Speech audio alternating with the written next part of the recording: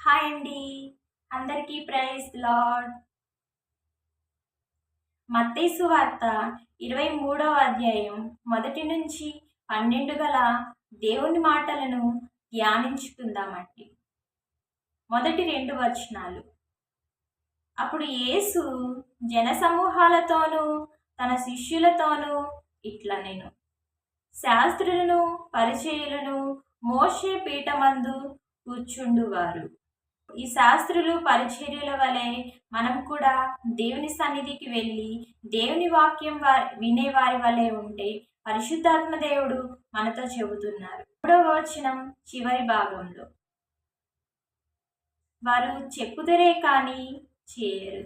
ఈ పరిచర్యలు శాస్త్రులు ఇతరులకు బోధించే వారి వలె ఉంటారు, కానీ దేవుని వాక్యం గ్రహించి దాని ప్రకారం క్రియలతో చేసేవారి వలె ఉండరని పరిశుద్ధాత్మ దేవుడు ఈ వాక్యం ద్వారా మనతో మాట్లాడుతున్నారు.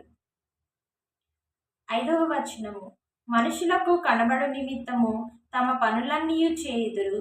6వ వచనము, వీధులలో అగ్రస్థానాలను, సమాజ మందిరములలో అగ్రపీఠాలను, సంత వీధులలో వందనములను, మనుషుల చేత బోధకులని పిలువబడుటయు కోరుకుందురు.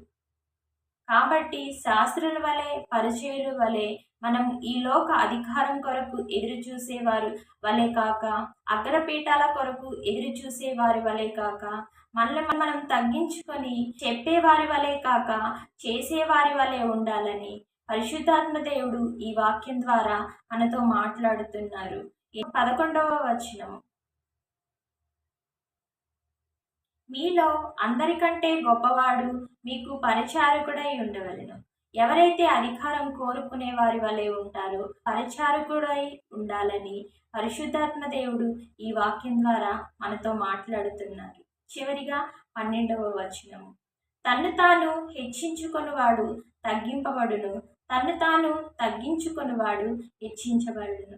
ఈ లోకంలో అధికారిగా ఉండాలనుకున్న వారు తన్ను తాను తగ్గించుకొని దేవుని నామంలో హెచ్చించే వారి వలె ఉండాలని ఈ వాక్యం ద్వారా పరిశుద్ధాత్మ దేవుడు మనతో మాట్లాడుతున్నారు. ఈ వాక్యం మన హృదయాలలో ఫలించాలని ప్రార్థించుకుందామని.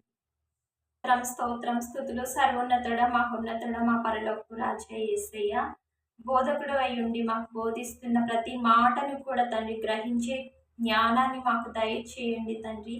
పరిచయులు శాస్త్రుల వలె తండ్రి నాయన ప్రభువా, మీ వాక్యాన్ని విని తండ్రి నాయన ప్రభువా దాన్ని గ్రహించి తండ్రి నాయన చెప్పేవారి వలె కాకుండా తండ్రి నాయన ప్రభువా దాని ప్రకారం చేసేవారి వలె జీవించుటకు శక్తిని జ్ఞానాన్ని మాకు దయచేయండి తండ్రి. పరిశుద్ధాత్మ దేవ, మీ సహాయాన్ని మాకు తోడుగా ఉంచి తండ్రి నైన ప్రభు వాక్యానుసారంగా జీవించుటకు తండ్రి నైన మీ యొక్క పరిశుద్ధాత్మతో నింపమని నజరుడైన యేసుక్రీస్తు నామములో అడిగి వేడుకొని ప్రార్థిస్తున్నాము తండ్రి. ఆమేన్.